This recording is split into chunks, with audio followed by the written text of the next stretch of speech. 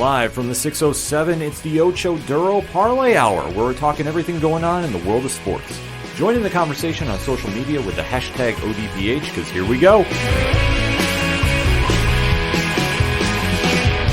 Instead of looking deep inside, every word I have to say, keep it simple. Welcome back for an all-new edition of the ODPH podcast, better known as the Ocho Duro Parlay Hour. What's happening, everybody? Thank you so much for joining us this week. My name is Ken M. Joining me in studio, as always, you know him. He's the co-host. His name is Padawan J. Hello. Folks, I got to play some audio for you right at the start of the show. Head coach Mike Tomlin had quite possibly the quote of the year thus far. During a press conference today as we record, he was asked about potentially going down to college and coaching in college, because I guess there's rumors of that. Yeah, I this was the first time I heard it. Yeah, first I've heard of it, but still, quote of the year, folks. I'm going to play it for you right now. Hey, guys, I don't have time for that speculation. I mean, that's a joke to me. I got one of the best jobs in all of professional sport. Why would I have any interest in coaching college football? That'll be the last time that I address it. And not only today, but moving forward. Never say never, but never. Okay? Anybody else got any questions about any college jobs? There's not a booster with a big enough blank check. All right. Thank you. Anybody asking Sean Payton about that? You know, anybody asking Andy Reid about stuff like that? So you're saying there's a chance? This is the first time I've ever heard anything about this, so the answer is definitively no for that, but it's definitely yes for the ODPH podcast, talking some sports, and we want to definitely keep that conversation going with you. Head on over to odphpodcast.com. Join in the conversation on social media. All our accounts are there. Check out the TeePublic store. Check out the links to Parlay Points, the complimentary blog section to the show, all of that and so much more. And remember to use the hashtag ODPHpod. So that being said, we got to talk some sports, Pad. You up for it? Yeah. And obviously, we kick off every sports edition of the ODPH, recapping the week that was in the NFL. A lot of football to go through. So let us go through our locks and leaps, where we gave our picks of who was going to win via the Vegas line. So, Pad, kick us off. Yeah, I'm going to start with my lock. I chose the Green Bay Packers to defeat the Washington football team, and they did, by the final score of 24-10. Aaron Rodgers had 27 of 35 for 274 yards passing, 3 touchdowns, no interceptions. And then Taylor Heineke had 25 of 37 for 268 yards passing, 1 touchdown, 1 interception. Would have been another touchdown, but there was a bit of a kerfuffle, a little bit of a mess up on his part, where he went to run into the end zone, and then because he didn't go in a certain way, it didn't count. And after that decision was made, or should I say prior to that decision being made, he went and found like the one Washington football fan in the front row at the end zone he was running into, went and did a Lambeau leap with them, because he grew up in the Green Bay, in that general neck of the woods. His family was a Green Bay Packers fan, so he grew up a Green Bay Packers fan, so he always wanted to do the leap. He went and did the leap, and then the flag came out, and then they reviewed it, and like, hey, you know what? It's not actually a touchdown. And then he didn't get a touchdown. I feel bad for the guy. That's kind of the story of Washington's season. Yeah, kind of. If you think about it. Because obviously we know they play in the weakest division in all the NFL. Yes. There's no question about this. NFC least. Exactly. Except for Dallas. Dallas is, well, that's due to Trayvon Diggs. True. Let's face it. True. He turned that entire team around. You can at me at OD Parlay Hour, and you can at Meslin and debate this all you want, but it's fact. This team lives and dies off their defense now, and Dallas has now developed an identity. Where we look at Washington, and they have all the pieces in place, but, man, they just cannot put it together. Obviously, their quarterback situation is not the greatest, to put it mildly. Mm-hmm. That you're asking a lot from the backup to do some work, and especially trying to go against the man that is on the, I don't want to say comeback tour, but he has a unique agenda this season, and that is the man, the myth, the legend known as Aaron Rodgers. Don't call it a comeback. I've been here for years. Well, that's the whole thing about him right now, and you can see that little chip on his shoulder that we talked about this entire season. Mm-hmm. With all the drama that the front office gave him, and you could say whatever side you're on, Team Green Bay or Team Rodgers. Yeah. It don't matter. He is playing at such a high level that they are downright scary. Oh, they are. And he's playing with a chip on his shoulder that would make Frito-Lay, envious. Yeah. Just because with as tumultuous and as rocky as this offseason was for that team, and it's well documented, go back and listen to previous shows, he's absolutely got something to prove when realistically he ain't got nothing to prove. Like, he is first ballot Hall of Famer, going to go down as one of the best of all time to ever do it. And yet he's still coming out here and going, I'm still going to prove you wrong for even doubting I should have been here. Well, that's the whole idea that he should have this entire year. That no matter what happens next season, right now you owe it to your team and you owe it to the fans to really set that example of why you're one of the best in the league. Mm-hmm. And he's doing that. He's being Aaron Rodgers of old. I know at the beginning of the season we were kind of questioning where his head was at. Sure. It's fully established he's ready to play now. Uh-huh. Now, whether it's to audition for another team or do it himself, which I tend to think the latter, he's playing at such a high level that Green Bay has to be considered Super Bowl contenders right now. Oh, easily. I think, and obviously a very stacked NFC, they're standing out, and it's really because of Rodgers. Their defense does not scare anybody, let's be honest. No. But if you're going to go into Lambeau Field, you got to expect to deal with Aaron picking apart your defense. The only thing that worries me, and this is right now, so if you're listening to this in the future, this might not apply. As we record, Devontae Adams and then Allen Lazard, two of the wide receivers for Green Bay, are on the Packers' COVID list. Mm-hmm. So that's the only... Now, could it be like a week or two and then they're back? Sure. But if it's a long, extended period thing, which again, not wishing, hoping them a fast and speedy recovery. Absolutely. That's the only thing that concerns me because Aaron Rodgers loves throwing him some balls to Devontae Adams. Mm-hmm. Look at the numbers. And Allen Lazard also catches some balls. So that again, you still have Rodgers at quarterbacks a little be fine, but when you're losing one of your key offensive features, concerns me just a hair. It warrants concern because obviously when you lose your receivers that you're comfortable with and you have that chemistry with, mm-hmm. It doesn't matter who you are, it's going to throw your game off a little bit. However, in this case, Rodgers is known to spread the ball around. Yeah, and he's not concerned, about their status. For Thursday, and he did say, when asked how the Packers have gone 6-0 without Devontae the last 2 years, he said, quote, I don't know. We're not a better team without him. That's for sure. We just found a way in each of those games. Well, they're going to have a very steep challenge for him this week. There's no question about that. So they're playing Arizona on short rest on Thursday. Yeah, so this is going to be a real test to see where the Packers rank against the elite of the NFC. Washington is not in that conversation. No. I'm sorry. No. If any Washington football team fans are listening, your team is not good, but I think you understand that. And Heineke is not the guy. Yeah. I'm sorry, he just isn't. I've seen him play a few times this season. And when he's your leading rusher, yeah, that's not a good sign. No. And you're having no other offensive weapons going. McLaurin is doing what he can. I mean, obviously, 122 and a touchdown is not a bad stat line mm-hmm. by any stretch. Yeah. But is he somebody that's going to take over a game for you? Is he somebody that's going to set the tempo for you? Yeah. No. And unfortunately, you guys don't sustain drives long enough to give your defense a break because usually, from what I've seen thus far, that Washington defense breaks around mid-third quarter. Yeah, I mean, they kept in it for the most part. It was 14-7 at halftime, which ain't too bad. You're still right in it, but then you didn't score anything outside of a field goal for the rest of the game. Mm-hmm. Meanwhile, your defense gave up a touchdown in the third and then another field goal in the fourth quarter. Yeah, so... That being said, if you can't close out games because you're too tired, you're going to wind up losing. It's usually a lot of averages. Right. And it's just like you said, the defense for Washington isn't good, but then also, as you mentioned, the offense just isn't as good because you mentioned the running game, but I'm also looking at, just everybody on offense. And I'm sorry, there's a bunch of injuries in the NFL right now. And bye weeks, I know I was talking to a buddy. He was having to pick up third string, fourth string tight ends just because his normal guy was, declared out for the game. And then the other guy, his backup was on a bye, and then he was having issues because two of his running backs were on a bye. So, everyone's having these issues. We're starting to run into bye weeks and everything with fantasy football. None of these guys on the Washington team are like, you know what, that's a name I'm going to pick up for a week if the matchup is right. No, you can't really have a lot of faith in that. It's just Washington.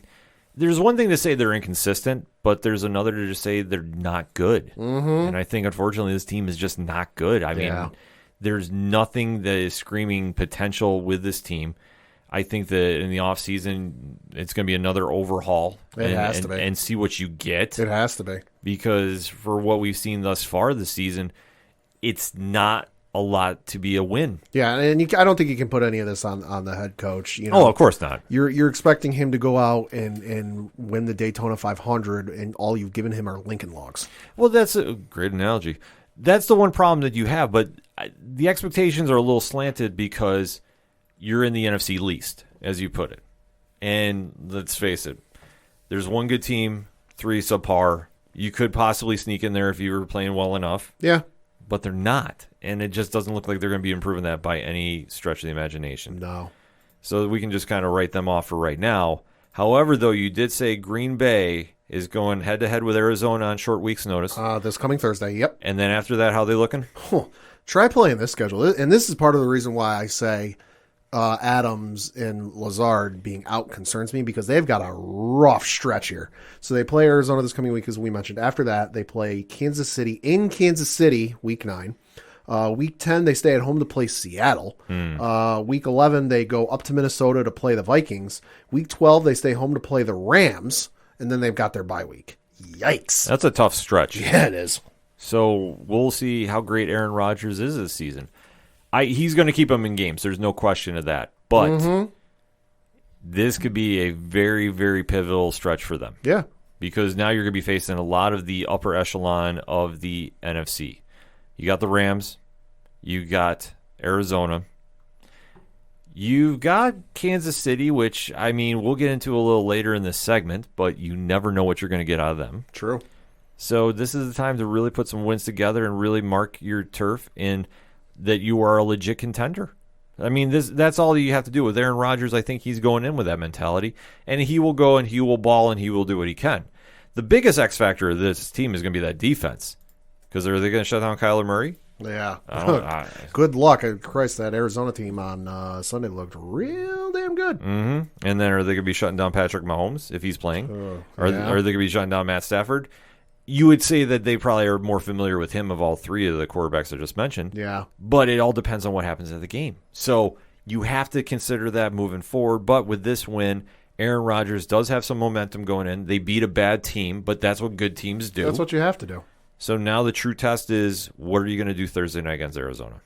And we'll be definitely talking about that next week. Rest assured. Now, flipping over to your leap, though, and this was my leap as well. Yeah, we both took the Tennessee Titans to beat the Kansas City Chiefs, and boy, oh boy, did they ever, winning by the final score of 27-3. Ryan Tannehill had 21 of 27 for 270 yards passing, 1 touchdown, 1 interception. Patrick Mahomes had 20 of 35, 206 yards passing, no touchdowns, 1 interception. Patrick Mahomes did, of course, leave the game at one point. I think it was late in the game. Took a wrestling, leaping, flying knee. Like, he was looking like some wrestler in WWE coming at him with that.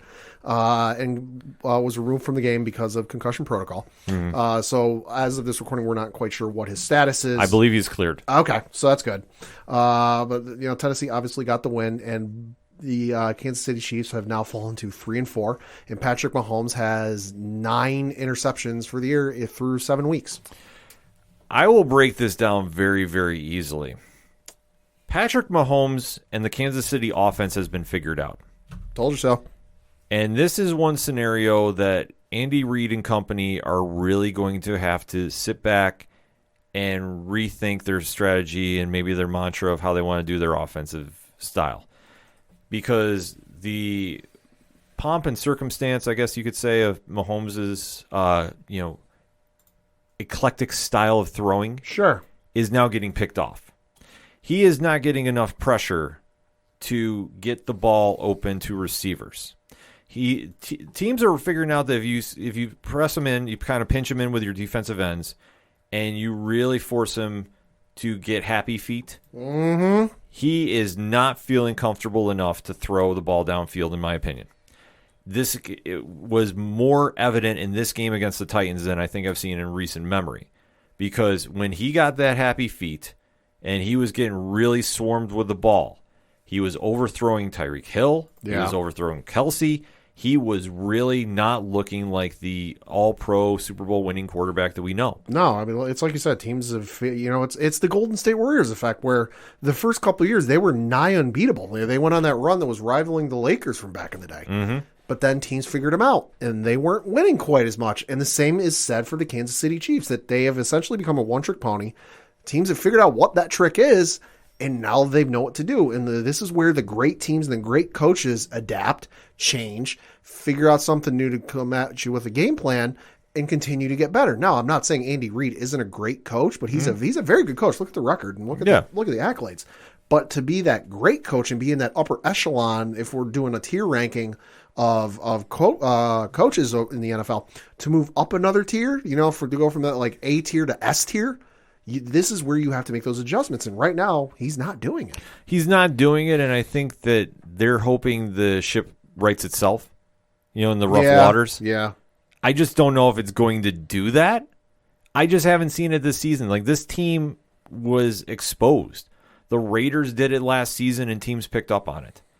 That if you have a run game that can punch somebody in the mouth, and let's face it, that is all Tennessee offense is running the ball with Derrick Henry. Mm-hmm. If you get punched in the mouth enough there, and you can't come back and battle blow for blow with a strong running game, Kansas City is pressured, and they're faltering. Yeah, no, you could see it. They're faltering on the field, off the field, and I'm sorry, it needs to be said, Patrick Mahomes needs to get his house in order between his brother and the antics he did in the Washington game. Which, if you're not familiar, Patrick Mahomes' brother did a dance for, I believe it was a TikTok, on the Washington field on what was it they put on the field? Was it like just a thing for Sean Taylor's? Yeah, it was for the Sean Taylor Memorial game. Yeah, so they had a thing on the field for Sean Taylor since they were retiring his number, in the stadium. His brother danced on said thing on the field. Yeah, which and Sean Taylor, one of the most loved and respected players in NFL history. Yeah, and then you've got his wife on Twitter who won't like stop stirring the pot. Yeah. And doing all this nonsense, retweeting somebody over the weekend going, showing slow motion replays of gruesome hits or injuries should be illegal. One of the most barbaric elements of the sport, SMH. Like, yes, it's true to an extent. Like, obviously, the one I can think of is the Alex Smith injury from a couple of years ago, where it happened live and then they didn't show it. And I'm like, okay, yeah, that's really bad. But at the same token, like, it's part of the game. It sucks, yes, but you know what? You're not helping matters just constantly getting into it with fans and saying that, the refs are rigging this game so that we lose. You're not. Listen, this is not something you are going to have to deal with. This is something that your husband, fiance, whatever the relationship status is going to have to deal with on a weekly basis and on a daily basis from reporters saying, hey, what do you think of your wife saying this on Twitter? In my opinion, it almost feels like an audition for a reality show. Hey, that could be. I'm sorry. Like, that is how it's coming across to me. That if you're now having the story switch from the game to off-field nonsense. Mm-hmm. I mean, granted, I understand with Mahomes' brother on the field dancing on the logo during the Sean Taylor game. That's just so disrespectful. But that was the narrative that was coming out of that game. There's just this common unwritten rule in the NFL that you don't dance on opposing team's field. Juju Smith-Schuster learned that the fucking hard way. Mm-hmm. He danced, what was it, on Cincinnati's midfield? I believe so. I think it was Cincinnati's midfield logo, and he got blasted over the middle during the game for it. Well, I remember when Terrell Owens did it way back when. I mean, there's just an unwritten rule about playing the game with respect, and then if you're really trying to get a highlight in the right sense and the wrong sense. When you do it the wrong sense, things happen. Yep. They're not exactly well reciprocated, so to speak. No. In this case, Mahomes is now having this distraction going on, and his team is faltering at every level. That the Super Bowl juggernaut that we all thought we were going to see this season is not there, and they got exposed. The fact that he is now has pressure on him to deliver, and he can't do it because he's getting sacked and he's getting pressured. Teams are now figuring them out. Yeah, and they need a whole lot of help and a hell of a win streak to even make it into the playoffs, because I'm looking at the playoff standings as we record, and for the American Football Conference, they're currently in 11th place, behind the Indianapolis Colts at 10, who win a tiebreaker over Kansas City, and it's a long thing I won't even read. Behind the New England Patriots at 9, and then you've got the Pittsburgh Steelers at 8. So, Yeah. So Kansas City needs a hell of a lot of help and a miracle to get in the playoffs. Well, the biggest problem is, can they get back on the winning track? And the answer is at this maybe. point, no. Well, it's leaning no, but if you call up their schedule, I will do that. which we can break down easily, look at the teams they're facing, look if they have a solid running game, and look at their defense. So we'll kind of do compare and contrast here. Sure. All right, so their next game they have is this week on Monday Night Football against the Giants. All right, that should be a win. Green Bay Packers in Week 9. Debatable. Raiders in Week 10. No. In that minus, They won't win. I was saying, Raiders are going to take that one. No, that's in Vegas. Week 11 they play Dallas. Probably not. I would say originally at the beginning of the season, but I'm going to say probably not. They got a bye week in Week 12. Week 13 they're playing the Denver Broncos. They should win that. They should, but given the way Division, Kansas City, the way they're playing, you never know. After that, they've got the Raiders again. They could split. Then they've got the Chargers in Week 15. Who knows? It's Chargers. They've got the Steelers in Week 16. That's a 50-50 too. Bengals in Week 17. No. And then- Right now, no. Right now, hell no. And then they've got Denver to close out the year. So, going by that logic, you're almost splitting the rest of the season. Mm-hmm. And in how stacked the AFC North is, Yep. I don't see them sneaking in. I really don't. I think there's a lot of things that could go in their favor, though, too. I mean, if they do beat a Raider team that doesn't show up, Yeah. even though I think they will, and they have a very solid running game, Mm-hmm.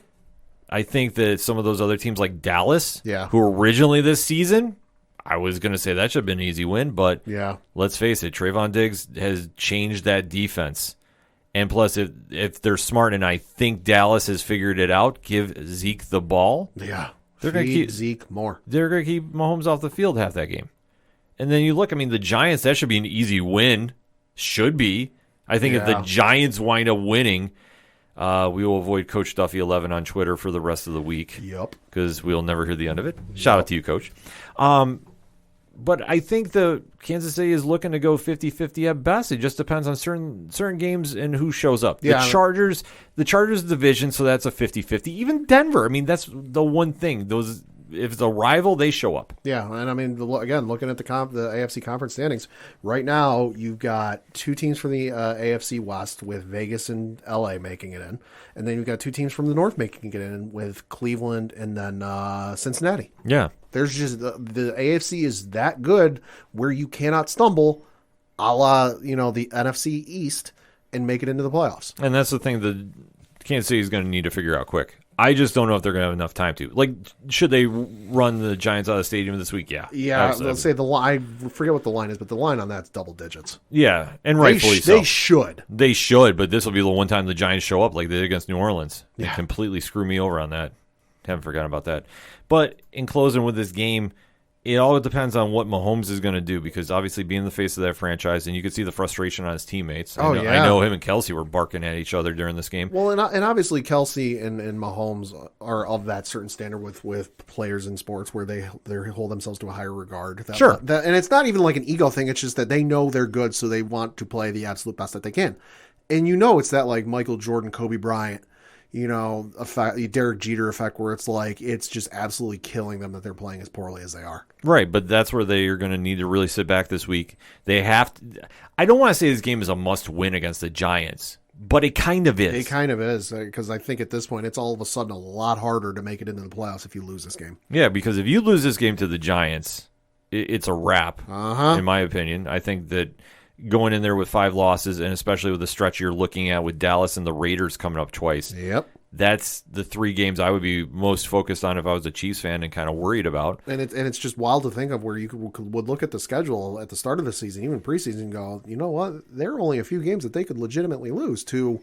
There's only a few games they could legitimately win. And they get punched in the mouth as badly as they have, and they have no sign that this offensive line can protect Mahomes. Yeah. Once he gets happy feet, it's done. Even that injury he took, which, I mean, it was an accident of just running into him, but it was like a soccer kick. Yeah. It's going to be interesting to see how this team can bounce back if they can. If they falter, then I'm going to say the Chiefs dynasty is over. Or it's on pause. Patriots the 1 year didn't make it to the Super Bowl and didn't win. So, yeah. But, it's different when they don't make it to the Super Bowl because there was a lot of different factors going on. True. They were not the offensive juggernaut that Kansas City was. True. So unless there was some major injuries happening, right, you can't make that comparison. Sure. This just goes to show Kansas City is just not on that level, and they got exposed. So now, if a great team is great, they find ways to bounce back. Mm-hmm. We'll see after next week. I'm not counting this Giants game. I'm sorry, I can't. You can't. But if they bounce back after that against the Raiders, then we'll talk. Then we'll pay attention then. So let's go to my lock. Yeah. And this should have been a lot higher score. Uh-huh. This should have been. Yep. Detroit. You had one job. Yep. And that was lose to Stafford by a lot. Yep. But you did it. They were in this game until the very end. And then the Rams took over, but not by a lot. No. The Rams ended up winning by the final score of 28-19. Matthew Stafford had 28 of 41 for 334 yards, 3 touchdowns, no interceptions. Jared Goff, 22 of 36 for 268 yards passing, 1 touchdown, 2 interceptions. Yeah, this was surprising. Yeah. And I'm not saying that Jared Goff did not have this game circled on his calendar. Oh, from the stories I've heard, he absolutely got it. Oh, he wanted to put on a show. And you know what? This game was a lot closer in the first half than I think anybody predicted, yours truly being top of that list. Yeah. But the Rams showed why they're one of the best teams in the NFC. And they did win very ugly. Yeah, it wasn't sexy. No, it definitely wasn't. Cooper Kupp have you a game, but everybody else, step your game up. If I'm not mistaken, Robert Woods too. I'll give Woods some credit. Kupp's on pace for setting the all-time stats for a wide receiver, or some nonsense like in the various offensive categories. I want to rephrase that. So I'm looking at Cooper Kupp stats through our recording. He has 56 catches, which is good for first in the NFL. 809 receiving yards, which is good for first in the NFL. And then he has 9 receiving touchdowns, which again is good for first in the NFL. Yeah, so he's going to be like the greatest wide receiver of all time at the end of the season if he keeps up on this stat pace. Like it's absurd. Like I heard this stat breakdown of what he's done this season. I'm like, I don't know. There's a dude up in Cincinnati that I'm going to talk about in a little bit that I think might give him a run for his money. I'm with you on that. But when I was hearing about this with Kupp, I'm like, are we talking about the same guy? Well, I think this is just what happens when you have a quarterback with a chip on his shoulder because, let's face it, Stafford knows he's good. He was good in those years with Megatron, just the rest of the team fucking sucked. Yeah. Sorry, Detroit Lions fans. Call a spade a spade. Your team fucking sucked when you had Megatron and Stafford, with Megatron arguably being one of, if not the best wide receiver in NFL history. You can have that debate all day long. But now you've got Stafford there, who, in some of the stories I've heard, is an absolute savage on and off the field. I heard a story the other day about when he first got to Detroit, and he was in a film room with him and Orlovsky, and they were breaking down film, and he looks at Orlovsky, goes, with the laser point, he goes, "You could make that throw, right?" And so Orlovsky goes, "Yeah, probably. I think I could make that throw." And then they keep watching, and he goes, "That throw? You couldn't make that throw. I can make that throw." But that's the kind of guy you want in that locker room. And I will say this, he gave everything he could to Detroit. Oh, yeah. He literally, you talk about guys that leave it on the field, he is a guy that took hometown friendly deals, could have left, and I don't think anybody would have been mad. No, he could have definitely took off in a different manner and done the typical diva moment, I guess you could say, as sometimes it's referred to in the NFL. Yeah. No, he didn't. He gave everything he could, and then when they decided to finally cut him free, he is now going absolutely crazy. He's got a great team around him. I mean, the running game needs a little work. Darrell Henderson Jr., 15 carries, 45 yards, no touchdowns. Yeah, not the best. But that receiving core is just absolutely fucking filthy. Cooper Kupp, 10 catches, 156 yards, 2 touchdowns. Robert Woods, 6 catches, 70 yards, no touchdowns. Tyler Higbee, 5 catches, 46 yards. Van Jefferson, 4 catches, 43 yards. Henderson Jr. had 3 catches for 19 yards. So he's finally got a decent receiving core around him that isn't just one dude that's going to get double covered all damn day long. And then he's got the defense, which is absolutely stellar. Yeah, I mean, like I say, just the fact that Cooper Kupp is the greatest wide receiver of all time, I'm sorry, I can't even articulate of how much a difference this makes with Stafford now being with the Rams. Stafford's putting up absolutely absurd numbers. I've got his stats up here. He has 22,172 yards passing, which is good for third in the NFL. 19 touchdowns, which is good for second in the NFL. Only 4 interceptions, which is tied for 10th in the NFL. And his QBR is 78.6, which is good for first in the NFL. Ridiculous, man. Good Lord. Ridiculous. But looking at what the Rams got lined up, though, I mean, obviously 6-1 is nothing to sneeze at. Second place, just right behind Arizona, but that goes to show of how good the NFC West is. Mm-hmm. Well, and their one loss to said Arizona team. Exactly. Looking at their schedule, they've got Houston this coming week. After that, they've got Tennessee and then Frisco before their bye week in Week 11. And then to close out the year, they've got Green Bay, Jacksonville, Arizona again, Seattle, Minnesota, Baltimore, and then San Francisco to close out the year. Some solid wins lined up there. I think the Rams are going to be in there. Their true test is going to be against Arizona to see if they can sneak the first place in that division. That's on Monday Night Football. Yeah, that'll be some fun football. December 13th. Ooh, late in the season, too. Mm-hmm. Gotta like that. Oh, yeah. A lot of storylines going on with Los Angeles moving forward. The Detroit, there's nothing really to say about. You're 0-7. Batter luck next year? Yeah, at this stage, you got to think the season's done. It's done, but let's just see. They've got Philly this coming week. They'll probably lose that. Pittsburgh, that's probably I got a bye week 9, I should mention. Pittsburgh week 10, probably should lose that. Cleveland week 11, probably going to lose that. Chicago week 12, that's a game they might win that one. They might get that one. They might win that one. Chicago, bit of a mess. They got Minnesota week 13, probably going to lose that. Denver week 14, maybe. They could maybe. Coin toss. Arizona, no. Atlanta, maybe. It depends on which Atlanta team is going to show up. The one that can play well and win, or the team that's still broken from the Super Bowl. And then Seattle and Green Bay to close out the year, which loss. Yeah, it's not looking good for Detroit. There's not a lot to really say. Just better luck next year with that. Yep. Going around the league, I know there's a game you want to talk about. Break it down, Pad. Yeah, so I got to talk about New England Patriots, who put an absolute whooping on the New York Jets, winning by the final score of 54-13. Mac Jones, 24 of 36 for 307 yards passing, 2 touchdowns, no interceptions. Zach Wilson, 6-10 for 51 yards, no touchdowns or interceptions. He did leave the game and is going to be out in a couple of weeks with a PCL sprain. It wasn't back-to-back, but it was almost back-to-back. Shots to the leg. He left the game, and you had Mike White, who I saw described as a Madden creative character, which, yes, absolutely. I think so. He's like in his 4th year in the NFL, and he never played an NFL game, so yikes. He went 20 of 32 for 202 yards passing, 1 touchdown, 2 interceptions.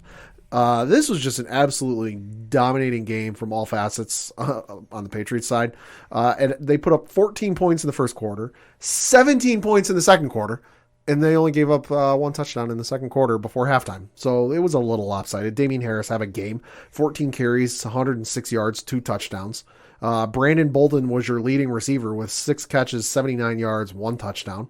Also going to give a shout out to Kendrick Bourne, giving Jacoby Myers a run for his money as QB2. Kendrick Bourne had a touchdown pass, throwing a 25-yard, absolute floater to Nelson Aguilar.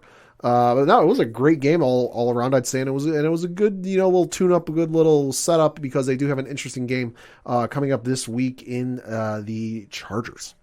Yeah, I would definitely say that they want to be ready for that one, and this was a game that, let's face it, Bill Belichick against a rookie quarterback. Mm-hmm. Oh, well, not even a rookie quarterback, just a quarterback who hadn't even played in the NFL in 4 years.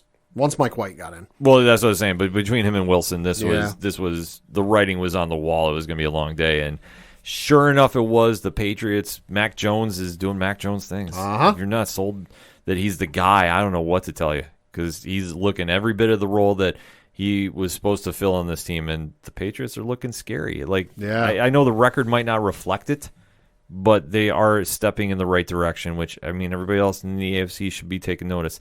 I know I am as a Bills fan, and I know everybody's saying, well, Josh Allen and company, listen, you have to respect the Patriots. You also can't overlook your opponents just because you're good, because that's how they catch up with you and possibly surpass you. Yeah, and that's one thing that I think the Bills are being smart about, because they haven't lost track of the Patriots. No. We forgot about the Dolphins. I got nothing to say about them. Yeah. And the Jets, well.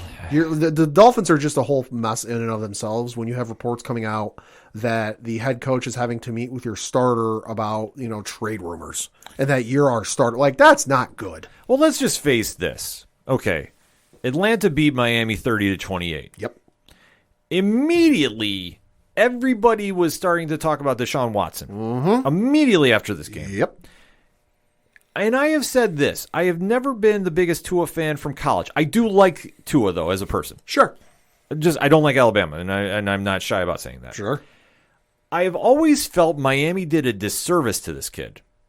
That when you brought him into games, you started doing that whole nonsense with Fitzpatrick about letting him close. You didn't have faith in him as a starter. Yep. I understand he came back from a big injury. And listen, when he came back and had that great comeback story, that's the narrative. That's what you should have ran with. Let the kid play. If you didn't have that much faith in him, why did you draft him to begin with that high? I can understand drafting him if you're high on him and you think he'll be good, but don't treat this shit like it's baseball and a guy's coming back from Tommy John and he's on an innings limit. Yeah. Don't pull that shit. Like, all or nothing. Either you're going to start him until the wheels fall off and it's apparent that you got to yank his ass, a la Zach Wilson in the Patriots' first game against them, where it was abundantly clear you should have pulled him, but they didn't have anybody to put in at the time. Mm-hmm. Now they've signed they've traded for Joe Flacco, so Flacco's back with the Jets, mind you. But the thing with Tua is they absolutely screwed him over because you did this whole innings limit thing. Now, if you were concerned about his injury and if we play him too much, the injury might resurface itself. Don't fucking start him. Yeah. Just wait until he's 100% ready to go and you're comfortable with it and then start him. Just don't pull this start him and stop him bullshit. Yeah, because now you've messed that kid up mentally. You have. I'm sorry. You cannot say with all the drama that you did to him last season and now this year where, let's face it, you guys are not good. Nope. The record speaks for itself. And the minute that you lose to Atlanta, because who is Atlanta? What is Atlanta? Everybody starts talking trade again.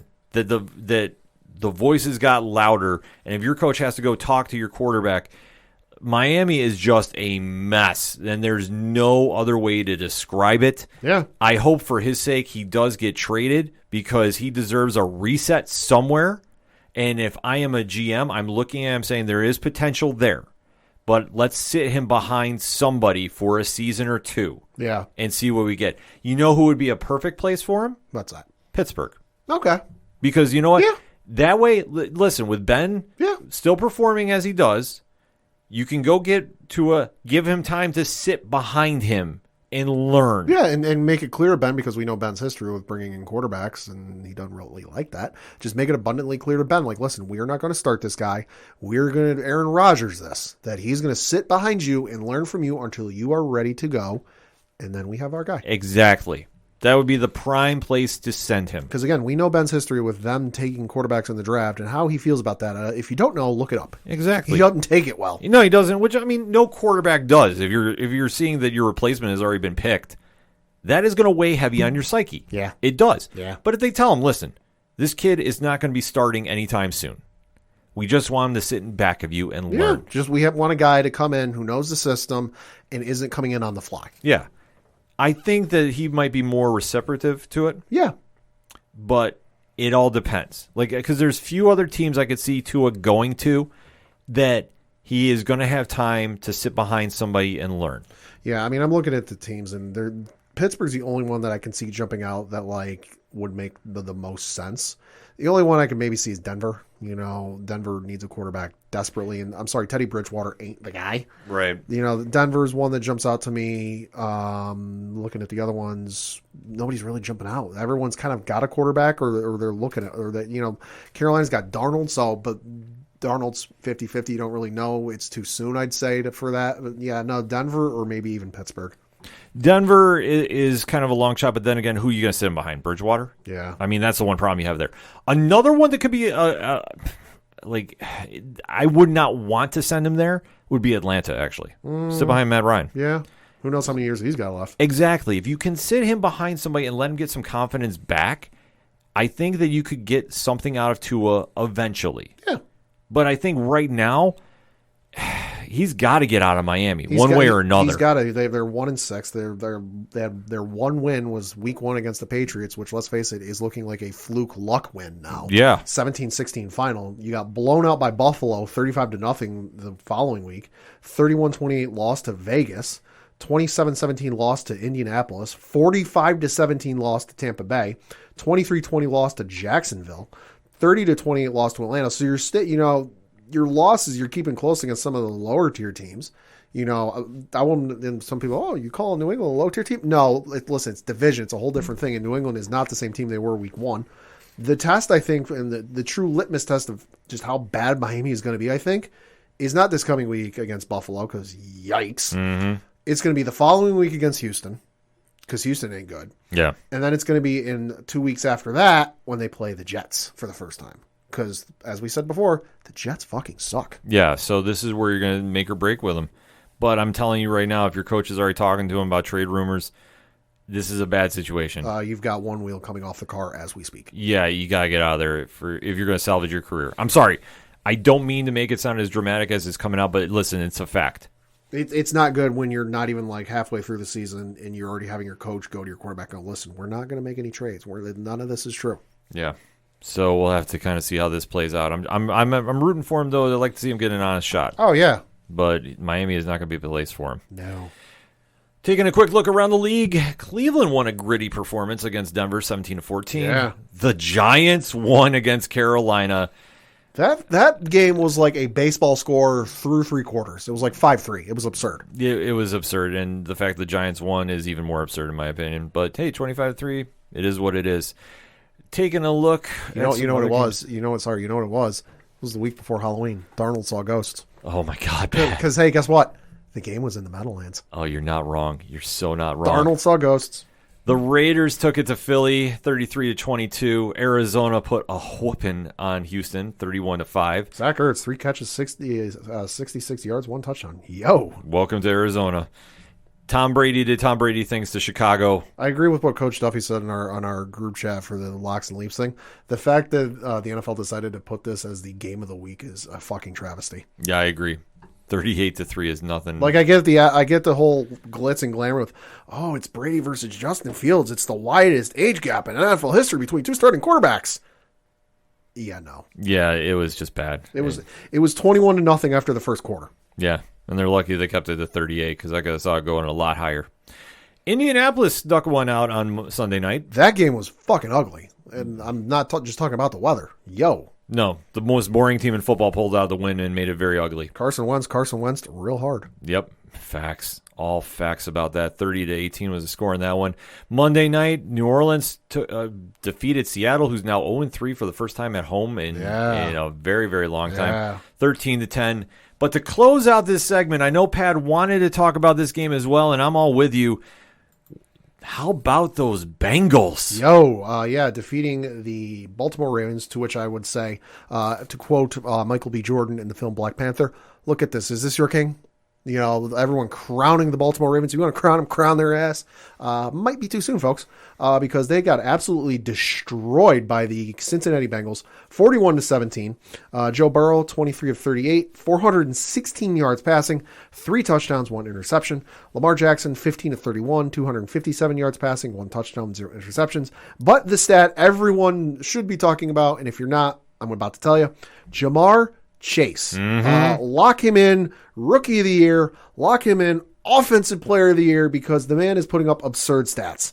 8 catches, 201 yards, 1 touchdown. For the season, he has 35 catches, tied for 24th in the NFL, 754 yards receiving, second in the NFL only to Cooper Kupp, 6 touchdowns, which is tied for 4th in the NFL. The man is averaging 21.5 yards a catch. What in the actual ass? The Bengals are for real. I haven't seen numbers like that since I was playing Madden on easy mode. We talked about this on the preview show, that if they stayed healthy, they would be very, very surprising. And this season, they have delivered on that. Joe Burrow is playing at such a high level right now. Joe Mixon is healthy and providing a ground game, which they sorely needed, and is giving a great balance to this offense because Jamar Chase, like Pat said, is your Rookie of the Year. And I love the swagger from Burrow because he's getting asked about this, the connection they got and the numbers they're putting him and Jamar Chase are putting up. And he's sitting there going, oh, we had the one season together in college. Once he got drafted, we linked up and we threw some balls together. It's been pretty good. Yeah, he's definitely. And I'm like, I love it. He's definitely given some swag, and that's what they need to do with this team. That the Bengals, who have been an afterthought for so many years. Since at least the Carson Palmer injury. Yeah. Has now finally emerged as a true threat in the AFC. Also that game where they helped a certain team from Buffalo get in the playoffs. Which, like I said, Andy Dalton, one of my favorite quarterbacks of all time. I'll get you that jersey. You know what? I was going to say, I hope he gets traded to Buffalo one year or signs with them for like a one-day contract so I can go buy that jersey and feel confident about that. But the Bengals definitely surprised a lot of people. And it's not that Baltimore is a bad team. I know people are already writing them off after this game. Look, folks. Great teams have a bad game once in a while. This happens. They're still 5-2. The Bengals is the narrative, though, because of how well they played. Oh, I agree with you 100%. I just think for the folks that might have been crowning them and saying, "Oh, the AFC runs through Baltimore," might have spoke a little too soon. I agree with you on that. I think that the AFC is showing a lot of parity. That it's not a lock for who's coming out of there going to the Super Bowl. Yeah. Baltimore's in that conversation. You now have to put Cincinnati in their number one seed if the playoffs started today. But they're doing it on both sides of the ball. Yeah. They're keeping it very well balanced. And Joe Burrow is really energized his team with that swag. Like, we have not seen this, like you touched on, since the Carson Palmer, Chad Ochocinco days. Like, we have not seen this Bengals team have this much energy around it since then. But now they have a defense which is playing downright nasty. Mm-hmm. And both teams got a real interesting schedule coming up. The Bengals have the New York Jets this coming Sunday. Then they've got Cleveland week 9. They've got a bye week 10. And then they close out the year with Vegas, Pittsburgh, Chargers, Niners, Denver, Baltimore, Kansas City, and Cleveland. That's a rough stretch. Baltimore's arguably got it rougher. Because, and folks, when I name off a team that's in their division, hold up a finger. This coming week, they're on a bye week, luckily for them. Then they've got, to close out the year, they've got Minnesota week 9, Miami week 10, Chicago week 11, Cleveland week 12, so there's one divisional opponent, Pittsburgh week 13, so there's another divisional opponent, Cleveland again week 14, so there's, a third divisional opponent game, Green Bay week 15, Cincinnati week 16, Rams week 17, and then close out the year with Pittsburgh. So they've got like 10 games to remain, close out the year. 5 of them are divisional opponents. That's a brutal run. In that division, that's brutal. But we're going to see what the teams are made of. Like I say, it's going to make for some great smash mouth football, and that's what you want to see. That is what you come to expect from the AFC North, and now the Bengals are on that level. That is how scary this division is. Like, we all talk about how good the NFC West is. I think it's been replaced. I really do. It's in the conversation. It's definitely in the conversation. It's definitely something to talk about. And for Bengals fans, you got to be pumped up about this. You got to be excited about this. And for Ravens fans, listen, I think now you have to give the respect to the Bengals, but you'll be fine. Yeah. You're going to bounce back, and then we get some great football moving down the stretch from there. A lot of action going on this week in the NFL, but we gave you our takes. Now we want to hear yours. Hit us up on that hashtag ODPH pod. What is your takeaways from this past week's NFL action and who you got for next week? Let's talk. We're going to take a quick break. We'll be right back. Hello, I'm Anthony. And I'm Dr. Issues. And we're hosts of Capes on the Couch, the podcast where comics get counseling. Superheroes don't always get to go home happy. That's where we come in. We offer psychiatric and mental health analysis of comic book characters. So check us out at capesonthecouch.live and across all social media platforms at Capes on the Couch. Coming back for another segment on this edition of the ODPH podcast, and time to talk some wrestling. So this past week, the WWE had their Crown Jewel pay-per-view-esque event. Yep. I did not watch. Pad did. Yeah, I had nothing going on Thursday, so I figured, why not? Because for me, I wasn't too excited about this card. Obviously, when they go over to Saudi Arabia for it, it's usually a very glorified house show. Mm-hmm. We've talked about this on 6 or 7 TWS a lot, between Rich from 3FN and myself. So, but Pat did watch the show, so we're going to kind of base the reactions of the card off him. So, Pat, what you got for the results? Yeah, so the thing with this card is, you're right. In years past, it has been a glorified house show. I remember the first year they went, I think like every belt was put on the line, with the exception of the women's belts, but every other belt was on the line, and and none of them changed hands. Like, I was like, oh, wow, this could be really... And then the crowd was never really into it and what have you. So they had a couple belts on the line for this card. You had the Raw Tag Team Championship belt on the line, the WWE Championship, the SmackDown Women's Championship, and then the Universal Championship were all on the line.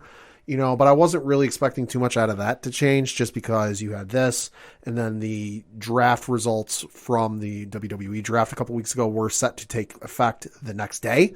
So it'd get real bonkers and crazy. I didn't think, with them, especially them having to travel from Saudi Arabia back over to the States for Friday Night SmackDown, I'm like, yeah, they're not going to do anything batshit crazy. But I will say, this felt more than a glorified house show. It felt like a mid-level, card, like I'm thinking maybe like a Backlash type of thing, where it's like not the great spectacle of SummerSlam or WrestleMania, but not exactly great balls of fire. And I think what helped is the crowd was genuinely into it, and it was nuts. So the first match you had took place on the pre-show. This was between Jey Uso and Jimmy Uso in a non-belt, a match that wasn't for the belt, I should say, between Cedric Alexander and Shelton Benjamin. Okay. This took place in the pre-show. I did not see this because I didn't realize they were starting as early as they did, so I didn't catch it. But you had the Usos defeat Cedric Alexander and Shelton Benjamin via pinfall. But I did see the first match that took place on the card. They opened with Edge versus Rollins in Hell in a Cell. That was interesting. That was a hell of a pick. I'm like, ooh, this is interesting. And good goddamn almighty, that match was incredible. This was one of my two favorite matches of the night. This lasted 27 minutes, 37 seconds. This is arguably one of the greatest, if not the greatest, Hell in a Cell match I've ever seen. Wow. If you go out of your way to watch this match, I highly recommend it. Like, say what you will about the card and how you feel about it. Watch this match specifically, because it was absolutely just insanity. That, there was one point where, Rollins was getting ready to jump onto Edge with a chair from the turnbuckle. That there was another point where, or maybe it was Edge I think it was Edge with the chair. There was another point where Rollins was on the turnbuckle ready to jump onto Edge. Edge, got up and knocked Rollins off the turnbuckle, and Rollins bounced off the side of the cage, fell to the floor and into a table. Damn. It was just utter insanity. So this match was absolutely great. So they kind of seemingly end that feud, yet they're both on Raw, so who knows, they could dip into that well again. Yeah, they can definitely dance around that. I know that Monday night, Seth won the number one contendership match that they had to close the show, so I think they're already ending the feud there. Yeah. Which is all right, because with Edge, I don't think he's going to be doing a long-term deal. I think it's going to be kind of come in and do a program and then step out and come back. Yeah. So I'm okay with that. So I can't argue with that too much. No. So we'll have to kind of see how it goes for a future here. But, it's Seth versus Big E. Sign me up. Oh, yeah. Next up, you had a matchup between Mansoor and Mustafa Ali. This one, I didn't go the way I thought it was going to be, because Mansoor from Saudi Arabia and from Riyadh, and we know WWE's history, given wrestlers wrestle in their hometowns, generally how that goes. I was wrong in this, however. You had Mansoor defeat Mustafa Ali, pinning him. But then the real fun happened after the match was over, where music hit, and I was like, oh, are they about to do like a surprise, entrance of like somebody debuting or something? And you had a gentleman come out onto the entrance ramp. There was no logo for like a name or anything. So I'm like, who the heck is this guy? He was dressed in some garb you would typically see over in the Middle East. So like the white coat and the pants, and then the head covered up, with all that going on. And even though it was Michael Cole, Byron Saxton, and Corey Graves on the call, and they were all confused. They're like, who is this? I have no idea. Even Corey Graves' quote unquote sources had no idea who this was. But once the gentleman got into the ring, he took his face covering off. It was a silver medalist, I believe, from Saudi Arabia, who just earned said medal in the 2021 Olympics over in Tokyo. And then Mustafa Ali went to confront him, and he proceeded to give him a karate kick to the face and knock him out of the ring. So that was cool to see.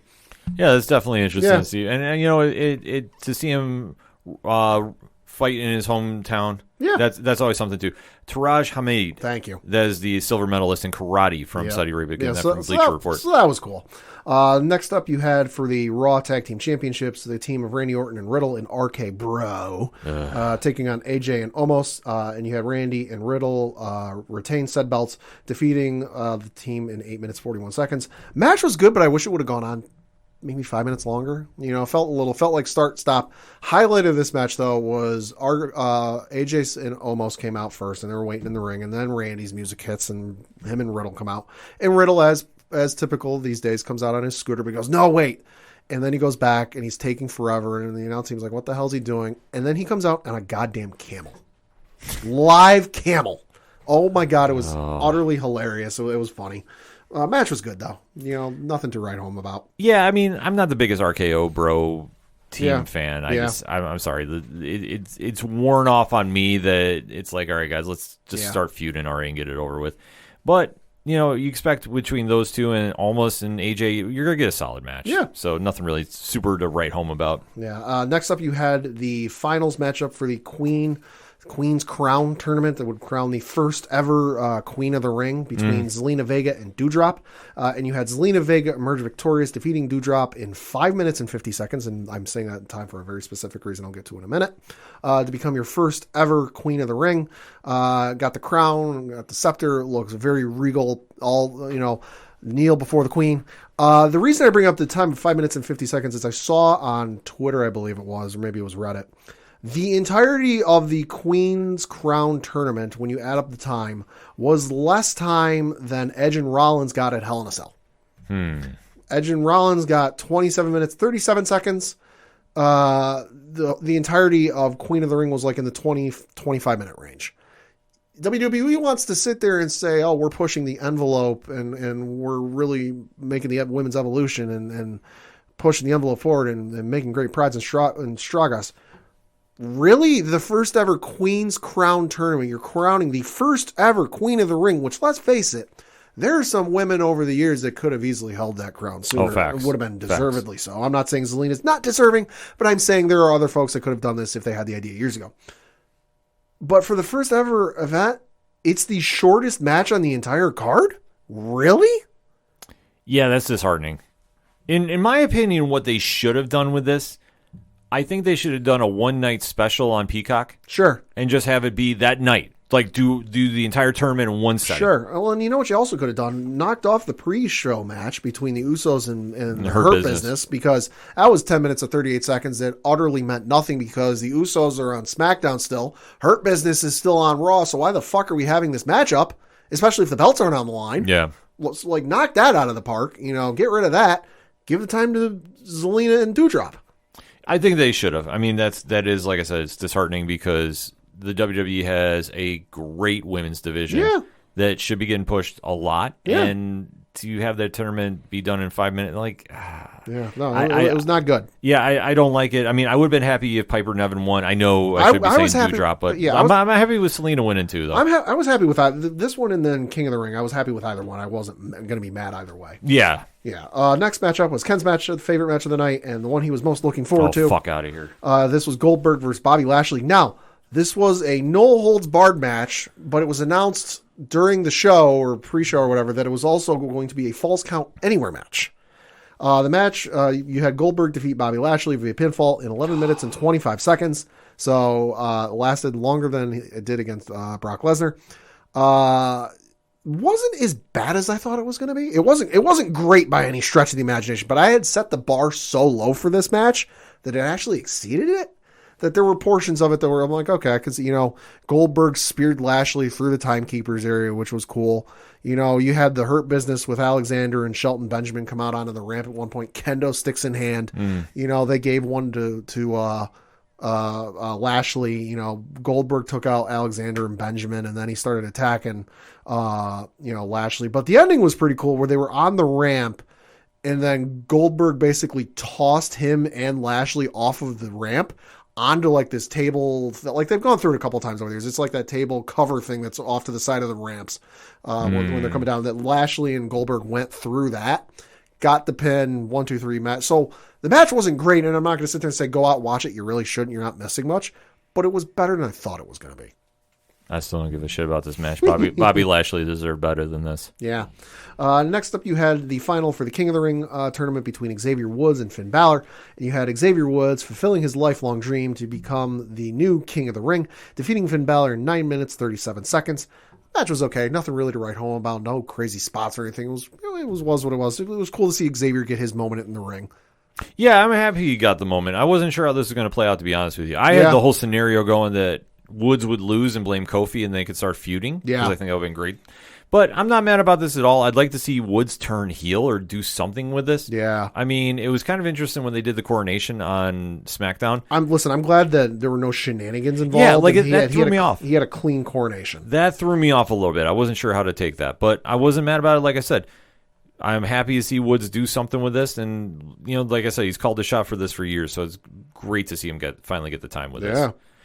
And then I believe we had your match of the night. So yeah, this was my other match of the night between Big E and Drew McIntyre for the WWE Championship. This one, of course, Drew McIntyre's last shot at the WWE Championship because no stipulations or anything. He's going to SmackDown and the Universal title's on SmackDown. So this match was just, again, if you only watch 2 matches from this card, make it one the Hell in a Cell match with Edge and Rollins. Make this the other one because God damn, this is in my conversation for like top 5 matches of the year.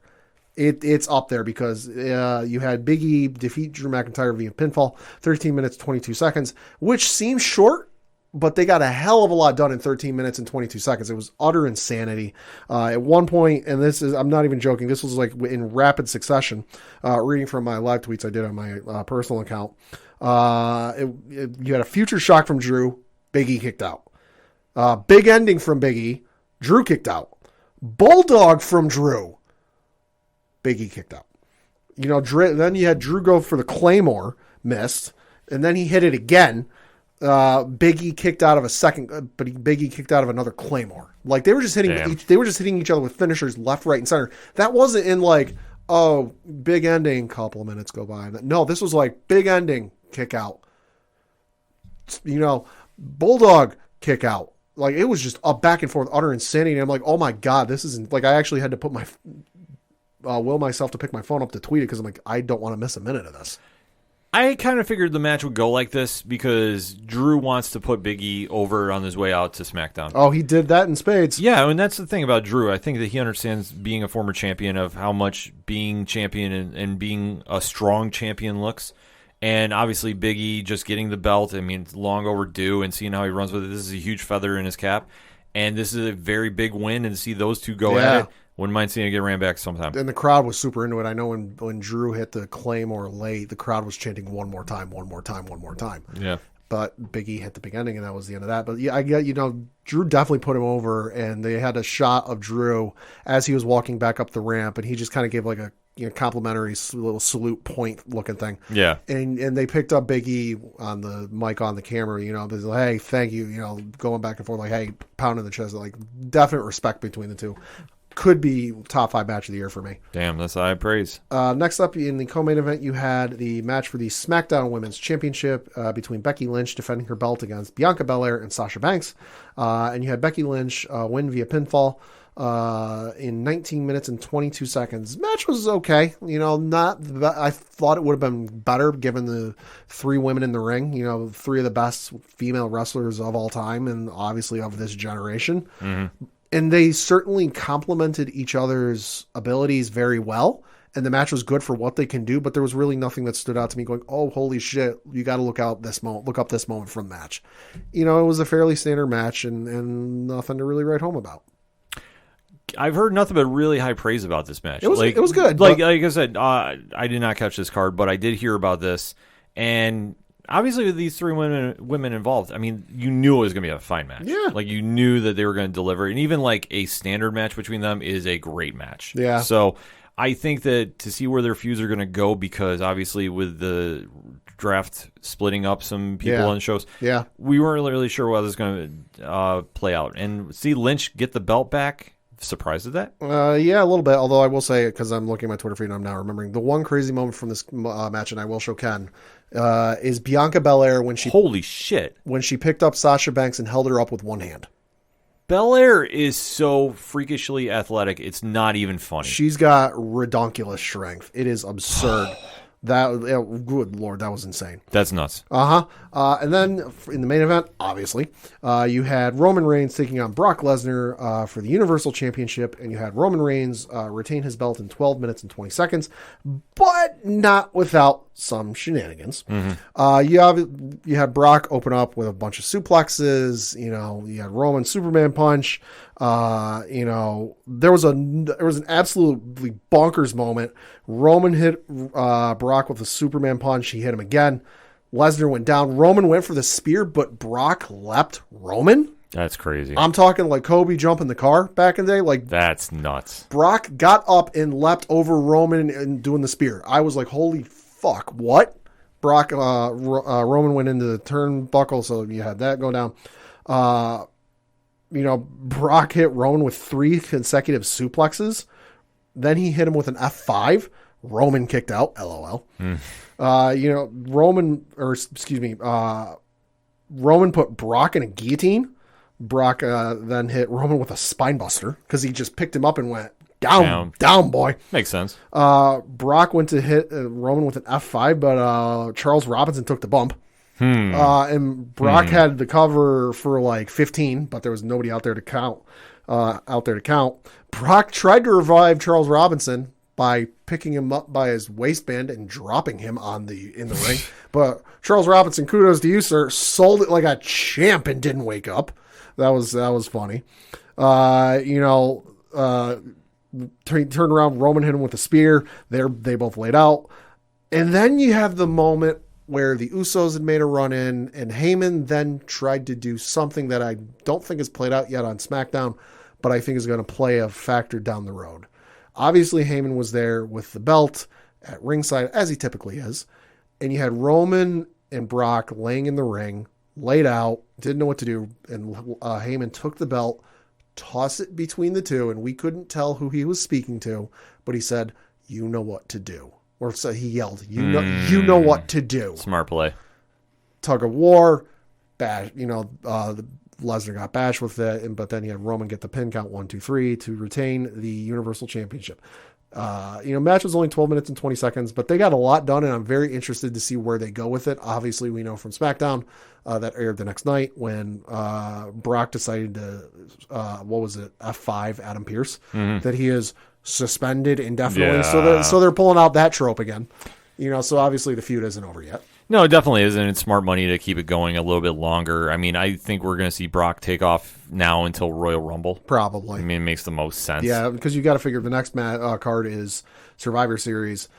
Roman's obviously going to be facing probably Big E, or unless the belt changes, so he can't do it at Survivor Series. So probably the Rumble. Yeah, which I'm okay with. Yeah, I'm all right with it. I'm perfectly fine. Brock doesn't need the belt. He can go do Brock things. Still the scariest human being on the planet. Just get rid of that man bun.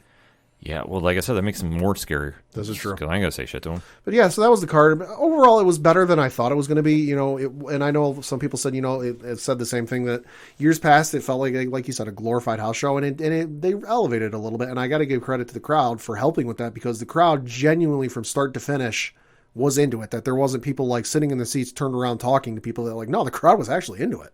Yeah, I mean, I've been hearing that from the show. And it's cool that they really had some kind of memorable moments come out of this. Yeah. But still, it's always in my head that it's a glorified house show. But I'm glad that if you watched it, you enjoyed it, Pat, because I definitely was following you at Meslin on Twitter, getting those live updates, and it sounded like it was a pretty dope card. Yeah, no, overall it was pretty dope. But it wasn't the biggest news coming out of WWE this week. No. So, as we mentioned or alluded to in recapping the card, that card took place on Thursday. SmackDown was the very next night in the States. So a bunch of those wrestlers had to catch a red eye back to the States, which salute to you folks. Yeah, absolutely. That's a long ass flight. But obviously, with the way things going down, and we alluded to it last week, where Charlotte was still the Raw Women's Championship, and after the card, Becky Lynch was still the SmackDown Women's Championship. So we were wondering what might happen there. I think last week we speculated that Becky would lose. Charlotte would have to vacate her belt, and then they'd have a tournament of some sorts. Well, obviously that wasn't the case. So they planned a title exchange on SmackDown, as they did, well, I believe it was last year, between the Street Profits and the New Day. Yes. So Street Profits at the time were Raw Tag Team Champions. New Day was SmackDown Tag Team Champions. They were switching brands, exchange belts, drive home safely.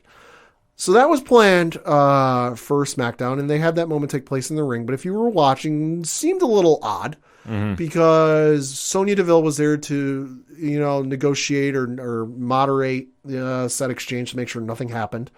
So they went to go exchange the belts.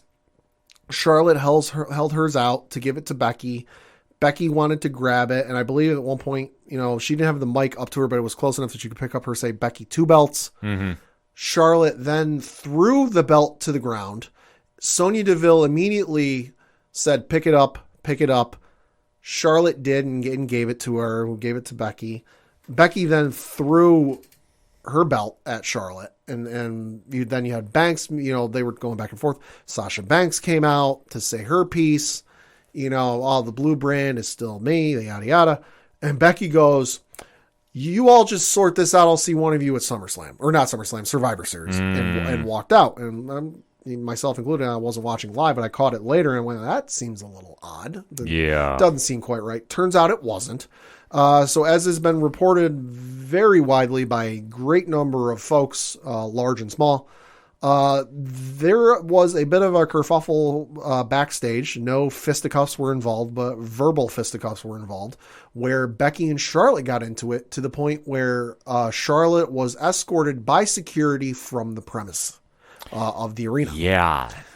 And from what I was reading and watching some videos yesterday, this all took place allegedly in Gorilla with Vince there. Yeah. Allegedly. We have to stress allegedly. Allegedly. From a video I watched from some folks I trust very much with their reporting, allegedly this all took place in Gorilla with Vince there. And from what I was reading, Vince is a little incensed, not at the fact that it all went down, but the fact that Charlotte didn't come to him about any of the issues, because he's made it very clear to especially the top stars, like, if you have an issue, come to me. As we know from some folks' stories over the years, how easily you get to him is dependent on your status, but somebody of Charlotte's stature, she says she needs help with something, he will be there at the drop of a hat. Yeah. So you had all this going on. So it's a messy look, to say the least. And I think there's some truth to it, because we're now several days removed from said incident and nothing has come out to the contrary, as would normally happen. This is just a bad look for Charlotte, in my opinion. Oh, it absolutely is. And I know the one of the stories or rumors going around is she, they told her what was going to happen and she didn't like it because it made her look weak. As if winning 12 belts in 6 years doesn't make you look like the strongest woman's female wrestler of all time. Come on. Yeah, I don't buy that. I just think that for somebody that has grown up in the business and knows the business, why would you do bad business? Yeah. Like, that is the biggest takeaway I got from this. And I know people were immediately running with the notion she wants to go AEW and, join Andrade. That didn't help Andrade tweeting FU WWE the same night. Right, which could be about that. Could be about something else. Who knows? There's so much speculation going on with it. I mean, the only thing we can say is just, in my opinion, it's a bad look no matter what you do. And if this was an attempt to get released, I don't know. You don't want to exactly do business like that. And it's not going to help matters long term, because the internet never forgets. Nope. So you need to maybe carry yourself a little better if you're not going to get your way, because if you don't bite the hand that feeds you, because you might need to go back to said hand down the road. Yeah. And I get her whole thing. Like, I see where she's coming from. Don't want to look weak and this and that. But, like, still at the same time, this business will pass you by. That there will come a time where you are no longer wrestling, and that there are folks that will become better than you. Will they equal your, accolades? Maybe, maybe not. Time will tell. But the one I can think of is Stone Cold. As good and as great as Stone Cold was, that he's on a lot of people's Mount Rushmore for greatest wrestlers of all time among any federation. Yeah. As great as he is, there are folks, guys and girls, in the ring in multiple federations that are better than him. That it's just one of those things with all sports, football, baseball, basketball, hockey, even pro wrestling.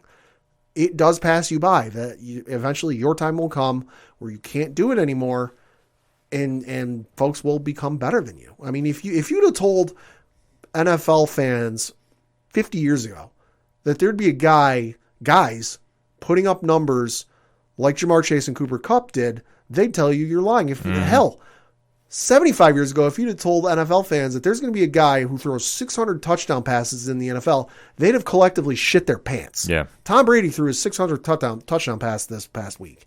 If you'd have gone back in time and told NFL fans 100 years ago this, they'd have said you're lying. Mm-hmm. The game changed. The game passes you by. I think Charlotte's got to be careful that she doesn't, start to hurt or tarnish her reputation and her legacy with just some of the nonsense backstage she's pulling. I think she definitely has to worry about that. I think that CM Punk put it best way back when he said, no matter, to paraphrase a bit, no matter what happens to me, the machine will keep moving forward. Yeah, exactly. And it's sad but true that businesses will keep moving. That's what the WWE does. They do it better than anybody. And as WWE has shown, they will let people go. That seems really confusing. And oh my God, why would you do this? And business just keeps moving. Yeah. They're on pace for the greatest fiscal year they've ever had. Yeah. They're not worried about nothing. So if Charlotte thinks that she's bigger than WWE, be careful what you wish for. Mm-hmm. You just might get it. And it's not to say the grass is greener at AEW. Because the grass might not always be greener. Mm-hmm. So that's going to be something we're going to definitely keep our eye about. Yeah. Speaking of AEW, to wrap up quickly, they've had kind of a very interesting week, and I don't even want to get into the nonsense about the ratings. And, Yeah. and if you take a fraction divided by pi and add 0.4 of a quarter to it, you can equal about how they won the ratings. They didn't this past weekend. Here's the thing I'll say with the ratings. I'll give my piece on it. And I'm not going to Sure. I'm not going to get super. Let me go a little inside baseball for you here. The only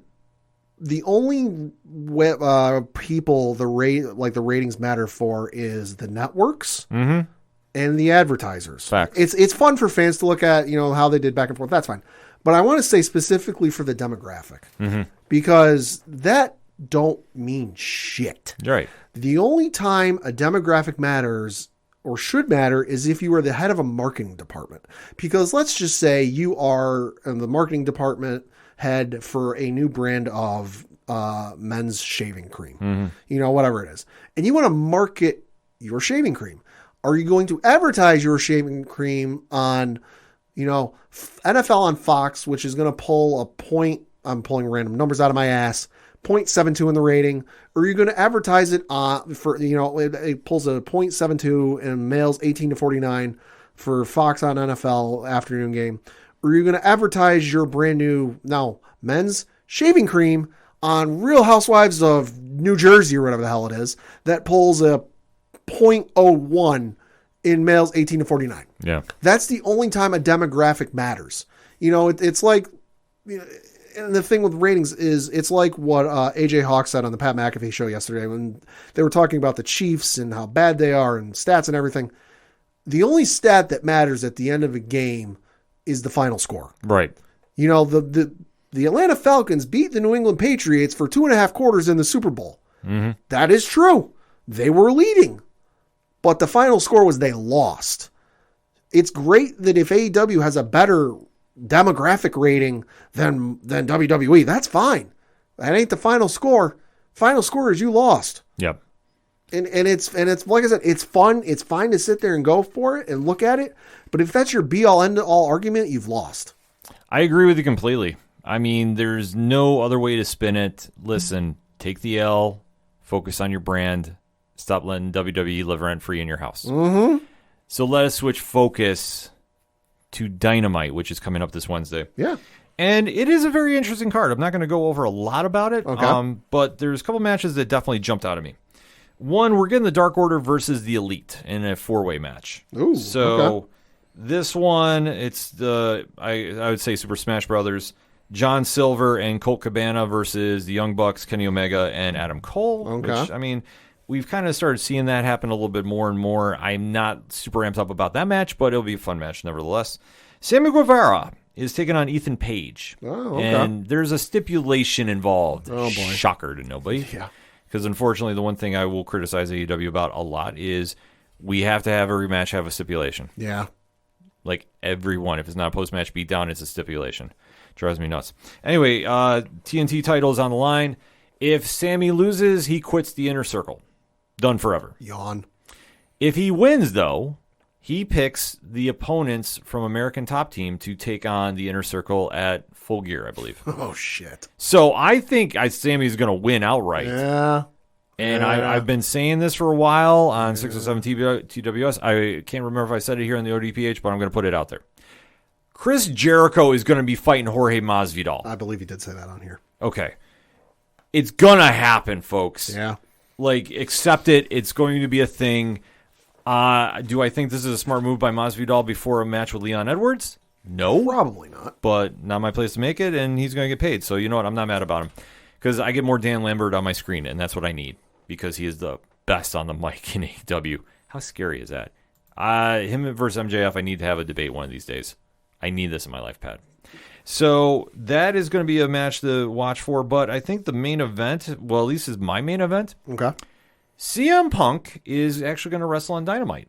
Wow. Shocker. And he's taking on Bobby Fish. NHL must be off that night. That's the only thing I could guess at. But I'm intrigued by this match because I thought they were going to do this one at Full Gear after last week. Okay. And I'm still in this weird place with CM Punk being on AEW. Sure. If you heard his commentary on Rampage, or was it Dynamite last week, it kind of starts sounding like we might start getting the old CM Punk back. Because the honeymoon phase... About fucking time. Well, the honeymoon phase just isn't working right now. And No. to see him playing the noble face running to make the save, I'm not buying it. And I'm just waiting to see him go full CM Punk if he's going to. I mean, if this is going to be the stack quo we get from him from here on out... I think it's too little too late, to be honest with you. Well, you know, I don't know how they're writing him and how much he has creative control about this. Sure. I think he has a lot, but the spark isn't there. What made him CM Punk, pipe bomb CM Punk, I haven't seen yet. I think he just might have waited too long. I mean, it could be. You don't know, but I think with Bobby Fish, we're going to get a good match out of it. Oh, it'll be a good. So- It'll be a good match. But I think if he does a change, it's too little, too late because AEW's golden goose is not shitting out golden eggs; it's shitting out turds right now. Yeah. Because what's the one thing that AEW, hardcore fans, not yourself because you're not obnoxious about it and waving the flag super fucking hard. Mm-hmm. But when CM Punk signed with AEW, what was kind of some of the things that we're saying? Oh, this is it. This is the moment AEW is going to take over. This is going to put him to the moon. This is when WWE starts its decline into irrelevancy, and it hasn't happened yet. You added Punk, you added Bryan Danielson, you added Adam Cole, Baby. and you're talking about all these other folks who with WWE whose contracts are coming up soon. That if they add that, oh my God, that'll just drive the nail further into the coffin. You added the highest sought after prospect, so to speak, in CM Punk, and you got your bump for all of a week, and it's gone right back down where mentioned in ratings and all that. Rampage might slip below 500,000 viewers next week. Well, it's the one problem that you have with that show is you're not doing anything real innovative to drive new fans to it. Yeah. And the expectation with Punk is he was going to bring back fans that were disenfranchised with WWE. Sure. He might have. There might be some, but I think if you notice the ratings on Monday Night Raw, that got a big spike. I'll say Monday Night Raw, I saw the ratings for that come out today.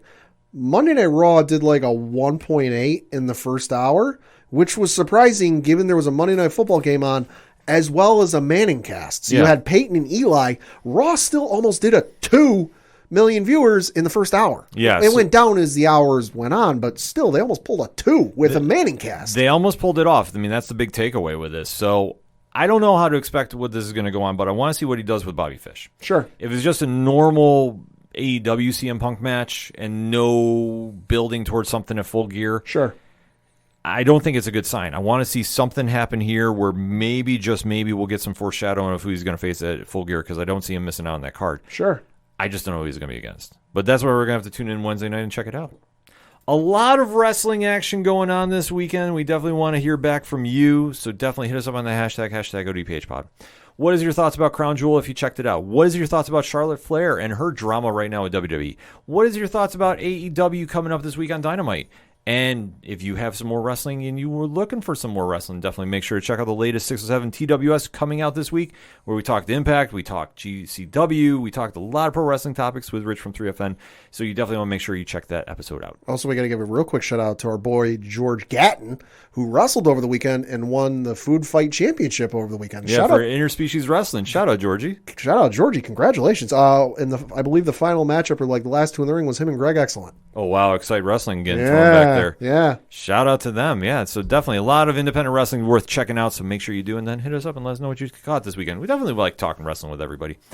So that being said, we're going to take a quick break. We'll be right back.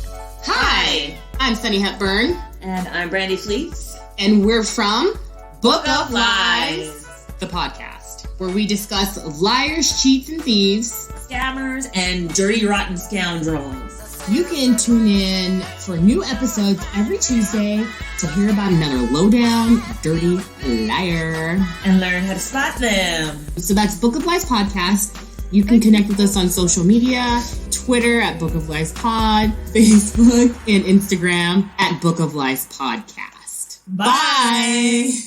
Coming back for the final segment on this edition of the ODPH podcast. Pat, what you got to round those bases with? Got a couple things to talk about. Got to mention real quick, the World Series matchup is set. It does start tonight, I think, as we record. It is the Atlanta Braves versus a team the 49 3/4 other states in the United States are rooting against in the Houston Astros. And I say that because, let's face it, nobody outside of the Houston greater area and Houston greater area is rooting for the Astros. Facts. So you've got 49 3/4 states rooting for the Atlanta Braves, myself included. Good luck, Braves. Absolutely. Got a couple other baseball things of note to talk about. First is Ken Griffey Jr. now has an ownership stake in the Seattle Mariners group. Really? Yeah, so reading from an article on ESPN.com, says Hall of Famer Ken Griffey Jr. is investing in the Seattle Mariners in a way he never has before. He'll be part of the ownership group going forward. It was just a conversation, and it just kept snowballing, and then finally I was able to do what I need to do. So it wasn't like I woke up and said, you know what, I think I want to do this now. Basic conversation. What's next? And I was able to pull the trigger this year. I had to wait my turn like everybody else, close quote. So that's really awesome to see. Obviously, Ken Griffey Jr. is seminal with the Seattle Mariners and really loved and beloved up there. Philadelphia 76ers take note with Allen Iverson. Just saying. Got to mention, too, the St. Louis Cardinals do have a new manager in Oliver Marmol. He has been the Cardinals bench coach the last 2 years, and I guess he was considered the favorite by some since the start of the search. He's really been with the team for a long time. He was drafted by St. Louis in 2007, and he is only 35 years old. He is now the youngest active Major League Baseball coach and the youngest to manage any team on opening day since Eric Wedge, who was 35 with Cleveland in 2003. Oh, wow. He'll be the youngest to manage the Cardinals since Marty Marion, who was 34 in 1951, and he's younger than 8 Cardinals players who appeared in a game this season, including Yadier Molina, who's 39 years old, and Adam Wainwright, who is 40 years old. So congratulations to you, sir. That's crazy. And then also some Boston Red Sox news. They are reportedly going to evaluate the futures of Rafael Devers and Xander Bogaerts. So definitely not good news if you're a Boston Red Sox fans. They face some difficult decisions, and they're going to be evaluating their futures with said player. You know what? So they could be trading or getting rid of Bogaerts and Devers, which would be shocking to say the least. It's shocking, but they've been doing those kind of moves yeah, lately. They've that's really been the offloading. weird thing. They've really been offloading guys left, right, and center. So I would not be surprised if they just kind of clean house and start over. Yeah, you can't really. Which is shocking because they just got to the ALCS. They did, and that's like the wildest thing about it. That it's like if the Tampa Bay Buccaneers had won the Super Bowl and then got rid of everybody the next season. Like what? Yeah, like it just doesn't really make a ton of sense for them. So No. like you sit there and you're like, okay, how are you guys doing this, and why are you doing this? Because quite frankly, trading away all your star players, you're not known to do Moneyball. No. Like if this was Oakland, I'd been like, They almost did. Yeah, they almost did. They almost got Billy Beane. But I mean, for one, I don't think that would work. I just think with Boston is one of those towns you can't do like that. I'm sorry, you can't. It doesn't work out. No. You got the only time I've seen something like this was, I think it was Toronto a couple years ago, when they signed like Jose Reyes and all these big name stars, and then traded them like halfway through the season. Yeah, it's a wild scenario with that, like you to do that. So I don't exactly know how you're going to pull that off. I'm sorry, I don't. So going to my base, it's actually a quick local minute. Oh, something has snuck up on us, Pat. Oh, what's that? That we did not realize. What's that? The Binghamton Bulldogs are back. Do you believe it? It's about that time of year, yeah. It's crazy. They're kicking off their season this Saturday against the Garden State Warriors at home in the brand new Bulldog Sports Complex, 1025 Robinson Hill Road, Johnson City, New York. If you are living in the 607. Wait a minute, Warriors, Klay Thompson and Curry are running through here? Oh, shit. I know, that's why originally I had to do a double take, but no, it's the Garden State Warriors. Oh. So definitely we'll be keeping our eyes on those Bulldogs, man. Just time is flying by. It's crazy to think that the season is already kicking off, but we are here. So for more information on that, BinghamtonBulldogs.com. So definitely good luck to the guys. We'll definitely be making our way to some games this season. Definitely excited to see the new sports complex. They got their own building now, so which is cool. Kudos to them. Quick hockey minute because, I do like to talk my New York Rangers, and shout out to them. A little bit of a tough stretch this week. They got beat by Calgary 5-1 on Monday. Then they're going to be home against Columbus, and then they're traveling out west to those Seattle Krakens. So definitely hockey is back in full swing. They are looking good. I mean, obviously before the Calgary game, they were winners of their past 4, so you definitely shout out to them. Starting the season off right. I mean, the team is clicking at the right time, but that Calgary loss was a little brutal. So obviously more information on them, NHL.com, and just go find Rangers because it's the Rangers. It's fantastic. And to close the base portion of the show, there's some UFC action going on this weekend. Uh-huh. And this is a card that should be on pay-per-view, but luckily for us, it is not. No. UFC 267 is going to be taking place this week, Saturday in the States, 2 p.m. Eastern Standard Time for the main card. It's coming from the United Arab Emirates and in Abu Dhabi. So this is going to be a stacked card. Pad, you got the breakdown of the main card. Let's just kind of break that down, shall we? Sure. So the first matchup you have is in the light heavyweight division. That is between Magomed Ankalaev versus Volkan Ozdemir. Magomed, I think, is going to take this one. This is going to be a fun one in the light heavyweight division. Both guys definitely like to stand and throw some hands, so I'm excited to see this one, but I like Magomed a lot in this one. Yeah. I'll say second round stoppage. All right. Next up in the welterweight division, you have a matchup between Jinglang versus Kazmat Chameleon. Chimaev is back. Let us talk about this. The guy that was lighting the UFC on fire definitely had to take a pause for a minute, but now is back, healthy and ready to go. Jinglang is going to be a great competition for him to see where he's standing. I'll be honest, I don't know how to pick. Like I would say Chimaev hands down, but let's see how he comes back. I just want to see how he looks after such a long layoff, coming back in the cage, because obviously he was not in there doing a lot of work looking at his past track record. So definitely excited about that. Yeah, I mean, I'm looking at Chimaev's record. His last fight was on September 19th of 2020, where he knocked out his opponent in 17 seconds in the first round. He has 9 professional matches under his belt with 9 wins, no losses. And on the flip side, Jinglang has 24 matches, 18 wins, 6 losses. He's on a 1-fight win streak. I'm going to say Chimaev, and I'm going to say this is going to be either by knockout or submission because, folks, he's got 6 wins by knockout, 3 wins by submission. Ain't none of them gone the distance. Exactly. Chimaev does not exactly do decisions. The longest he's ever been on a fight was for a Federation Brave CF card. This was in October of 2019. It went 1 minute and 15 seconds into the second round. That is the longest he's ever been in a fight. Yeah, he does not stick in the cage that long. But he's got places to be. I'm just curious to see after a long layoff how he's going to be looking in this. That's the big takeaway for me. So definitely talk about that next week. And then next up in the heavyweight division, you have a matchup between Alexander Volkov versus Marcin Tybura. Volkov should take this one easy. Tybura is one of those fighters that just doesn't move the needle for me. He'll stand there, he'll scrap, he'll be in the competition, but Volkov is just on a different level in my opinion. So this should be an easy win for him, but you never know what's going to happen in the cage. But I do like Volkov a lot in this one. Next up in the lightweight division, you have a matchup between Islam Machekov versus Dan Hooker. This is going to be an exciting fight. Should be good. Islam is considered like the next big guy in the lightweight division. Okay. So there's a lot of hype behind him. I do think this is a great test for him to see who he's going to, or who he really is in this division. Because let's face it, we've seen fighters come and go. Yep. With when they're said they're going to be the next big thing, and Usually a curse mark. It usually happens. Taking on Dan Hooker is going to be a big challenge for him. That if he can handle Hooker with ease, as like he's been doing lately, this can propel him right into a title contender shot. I'll say because Islam has a 21 professional matches under his belt with a 20-1 record. The lone loss coming against Adriana Martins, who knocked him out in UFC 192. That was back in October of 2015. Yeah. So that is his literal only loss in his career. On the flip side, Dan Hooker, 31 professional matches. He's 21-10 on a one-fight win streak, winning his last match by unanimous decision in September of this year.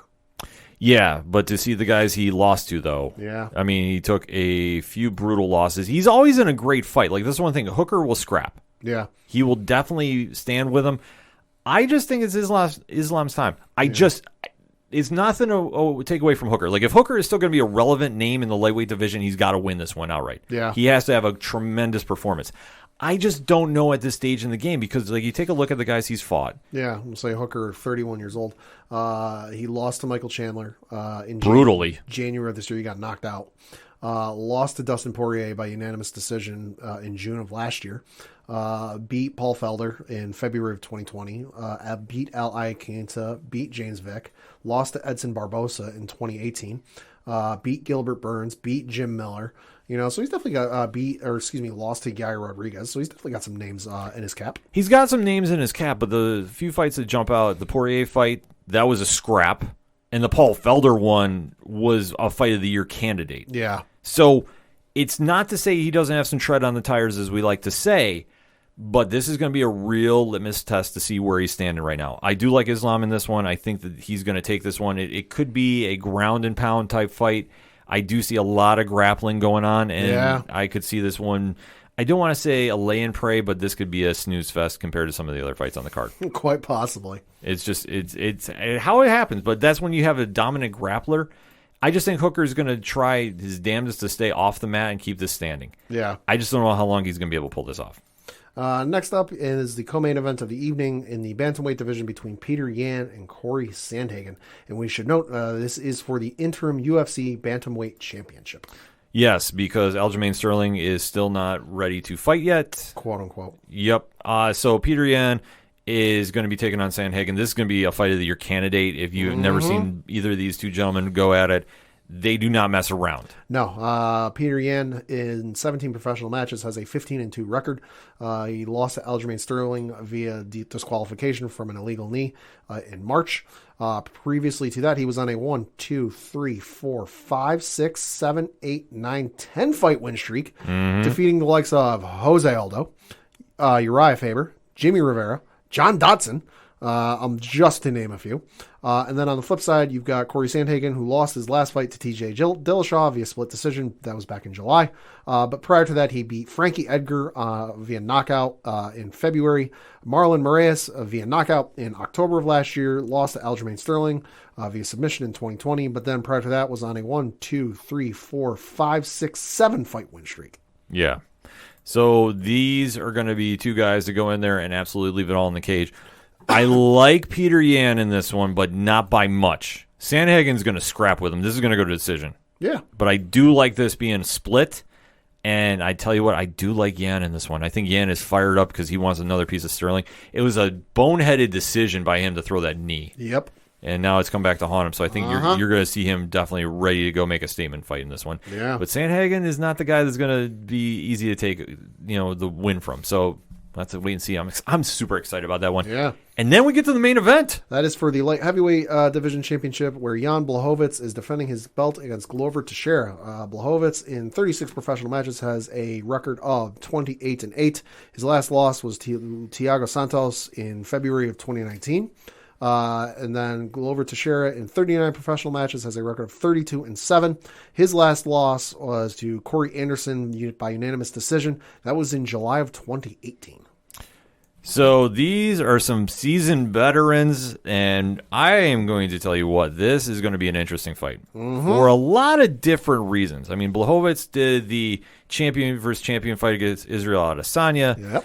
and obviously Adesanya did not come into that fight in a good place, in my opinion, because when you don't bulk up to go fight somebody that came in a lot heavier than you, things happen. Just saying. All you got to do is make weight at the weigh, and after that, you can add on some pounds, and Blachowicz did to the tune of like 30 pounds. Yeah, like I respect what he did. I do, but I also think it was a little crazy. So we now get to see a true test for Blachowicz because Glover Teixeira, He's a journeyman. at this stage in the game, I am blown away as in a title shot. He is 41 years old. He will turn 42 before this fight takes place. To say he's been around is an understatement.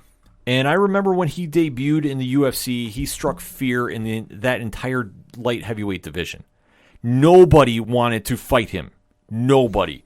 Because he would get in there and just straight up maul people. Glover's first professional, and note I say professional, this isn't like anything semi-professional or amateur.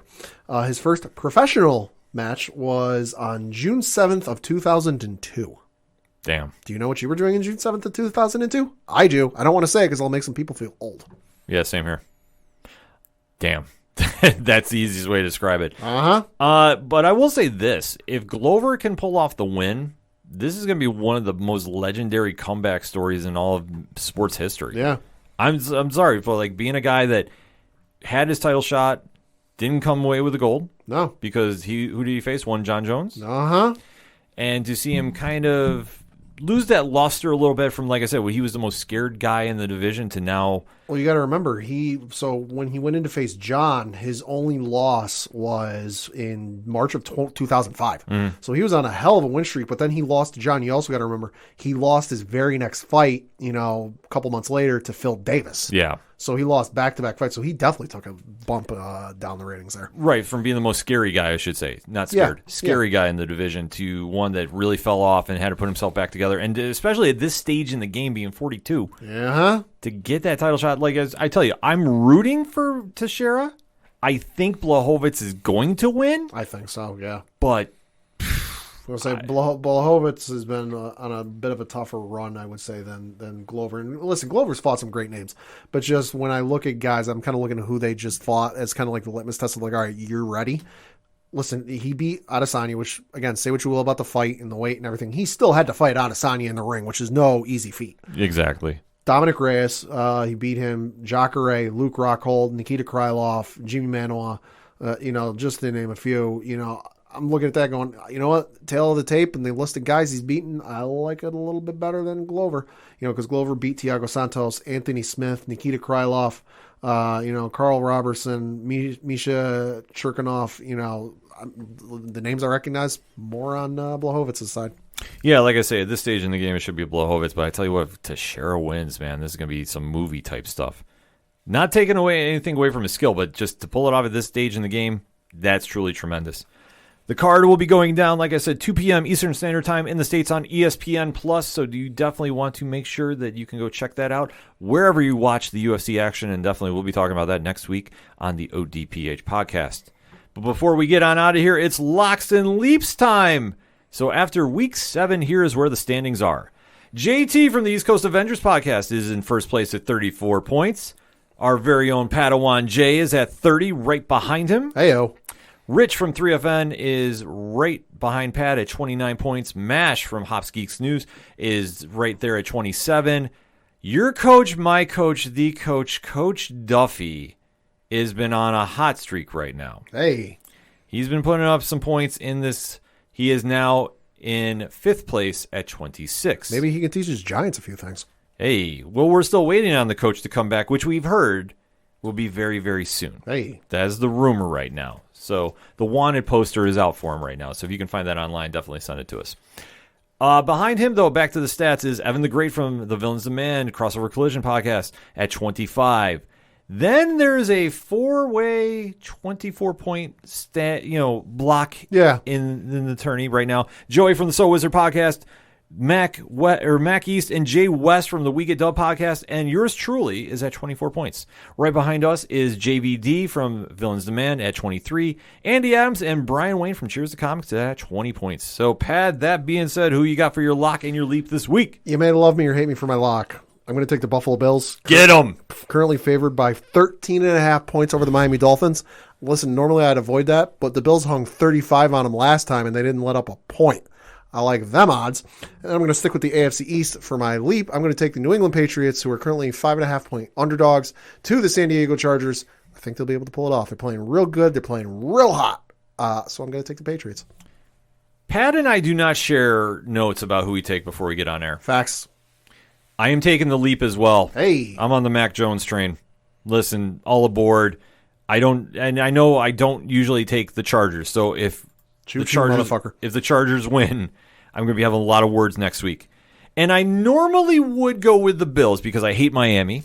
This is well documented. This is very well documented if you know me very well on the show and outside the show. The point spread scares me a little bit. I think that they're going to come back from this game fired up like nobody's business. The only thing that might give Miami a spark is if they pull off a Deshaun Watson trade between now and then. I don't think it's going to happen. No, because I think we're quickly reaching the point where he wouldn't be able to play just because of time and everything. Oh, that's right, because of the protocol. Yeah. Either way, I want to say it. I just hope the Bills come out a little hungry. I don't want to jinx my team, though, because if I lose to Miami, I will not hear the end of this from a certain somebody, and I don't need to deal with that in my life. So, that being said, I'm going on the swag train. Give me Cincinnati 10-point favorites over the Jets. All right. Flacco, no Flacco doesn't bother me one bit. I'm here for it. Bring it on. Let's go. So that all being said, the music you heard on this edition of the ODPH podcast is that of Brian Wolf. He has a brand new song out. Yeah, he does. Catching a lot of steam on your radio down in Austin, Texas, and worldwide. Catching some heat and a lot of views over on Spotify. Yes. So you definitely want to go check it out. But, Pat, where do I go find out about Brian? ODPHpodcast.com. Right on. You swing on over to the music section. Check out everything going on with Brian. He's awesome. He might be coming back on the show at some point. He likes to talk Packers football. This is true. You can also check out everything going on with Second Suitor, where I should have Tyler on because Tyler was a Titans fan.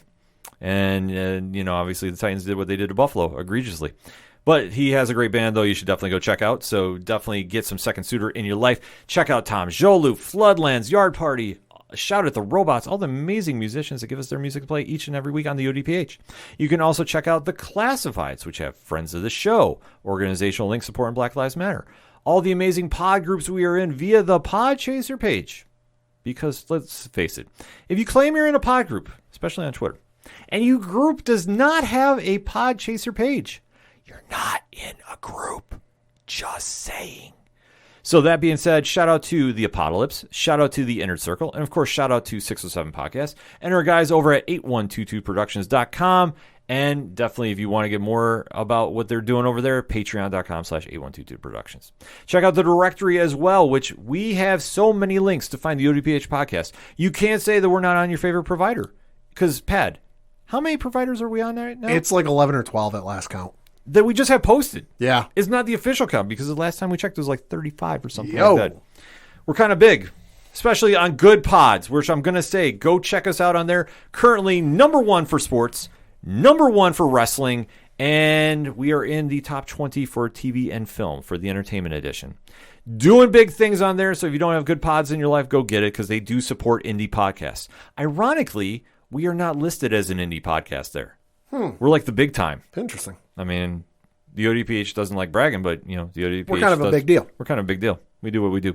All of that, parlay points, and so much more. The TeePublic store. Don't miss that. More designs coming this week. I hope. Fingers crossed. All that and so much more. ODPHpodcast.com. That's all I got for this week. So the one only Padawan J. Fuck the Astros. I'm your host, Ken M. Yeah, fuck the Astros, too. Thank you, as always, for listening to the ODPH podcast, better known as the Ocho Duro Parlay Hour. See you next time.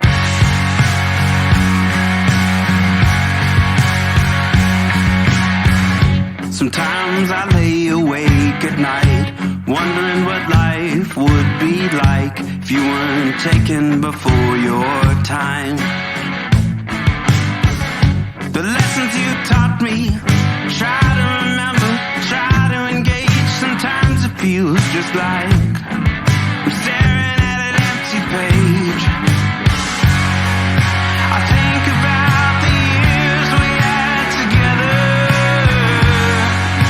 Your name will be written on my heart forever. Since I never really got to say goodbye,